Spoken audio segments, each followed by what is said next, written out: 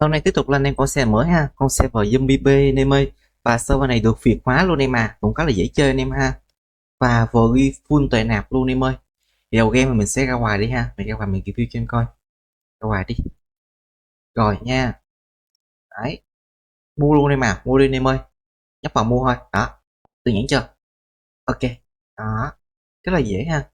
Ngoài ra được việt hóa hết rồi em à, việt hóa toàn bộ hết rồi nên là rất là dễ chơi anh em ha. Đây, gọi là mua gọi là thoải mái. Tẹt ra anh em à, tẹt ra nha. Cái này anh em tẹt level anh em à, hoạt động nè ha, cái gọi là anh em tiêu anh em mà tiêu phí á. Mua nè, đó, mua nè, chu bảo nè, cứ mua thôi anh em, và mua thôi, rất là dễ anh em ha. Ok, đơn giản vậy thôi. Ok, bye bye anh em.